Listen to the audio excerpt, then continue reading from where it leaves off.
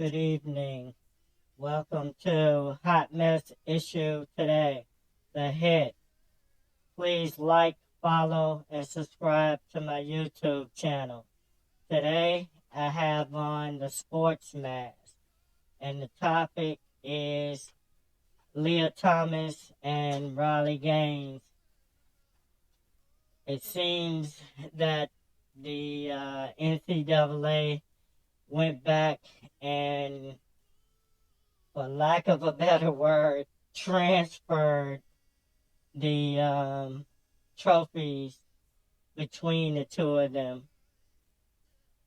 In their NCAA swim meet, they actually both tied in the 500-meter freestyle, and the NCAA decided to give Lia Thomas, who is a transgender woman,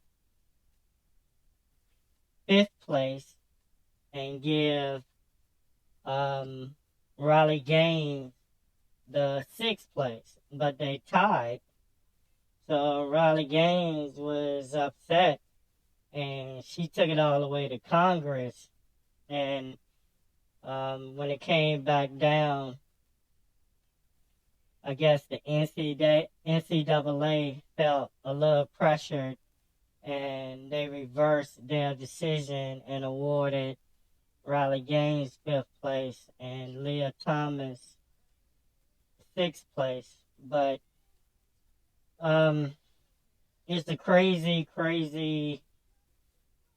when it comes to sports and transgender.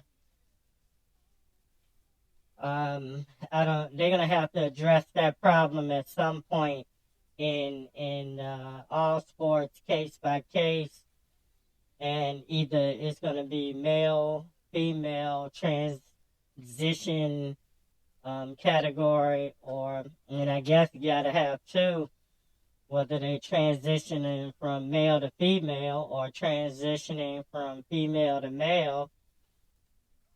And let them have their categories, because in some sports it's just clearly not going to be fair to have a man that transition to a woman competing against women. Is not going to work. I mean, I think we've seen it in this case with swimming.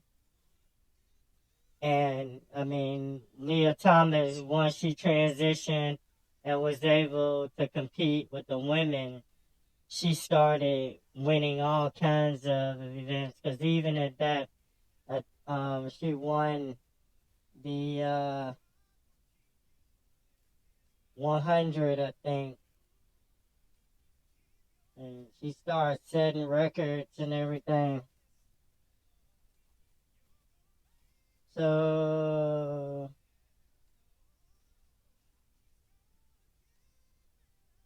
yeah, she started setting all kinds of records. But the thing about it is, like I say, that's competing against women. She or he wasn't that good as a male swimmer. I mean, but not record holding good. I mean, obviously, talented enough to swim. But a lot of the information, they leave that out on how good Lia Thomas was before she transitioned into a female. But like I say, they're going to have to address that at some point and decide, what categories and what sports the transitioned athletes are going to be able to have to compete in their own category, and what sports and categories that they can compete in the sex that they transition to. I guess it just defeats the purpose for them to compete in the category that they're transitioning from, because I assume they're trying to get away from that lifestyle or being associated with that history of their life. But we've seen it in some of the physical um, sports, like some of the MMA, and it was a transition man fighting as a woman, and he just killed the other female. It wasn't even close. I mean, so that part is definitely going to be unfair. And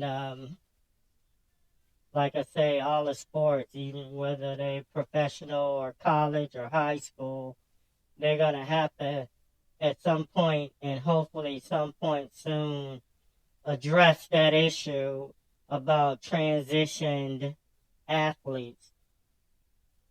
I mean, I can understand it might be a little bit easier where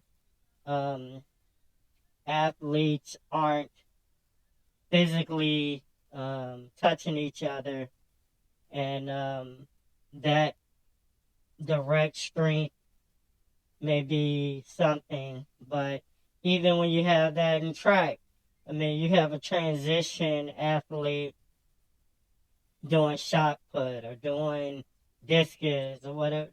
That male that transitioned into a female is going to have a clear physical advantage, at least right now. You know, 15, 20, 30 years from now, maybe it's something different where women are becoming closer to the sizes and physical strength of men. But right now, is a clear difference between the male anatomy and female anatomy. In track, just to run, females are getting faster. Definitely, they're under 10 seconds in the 100. But as soon as they get faster, men are getting faster too. So you have women they've broken 10 seconds, and then you got men that's broken 9. So, you know, I don't see it's going to take a lot for them to get to the point where men and women, transition or not, can all compete in the same category. So right now, they got to find some kind of way to, and they might as well get at it, making up the rules, making up the categories, and the criteria, how they're going to decide who is participating where. And I mean, they can do hormone tests and all of that, but if you do that, it's going to be somebody that's going to find their way around it. You know, so you say got to have 1,000 parts per whatever. Somebody's going to figure out how to do it and make it $9.99.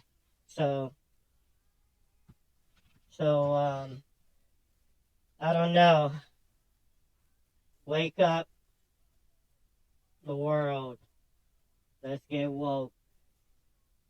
This has been Hot Mess Issue Today, The Hit. Please like, follow, and subscribe to my YouTube channel.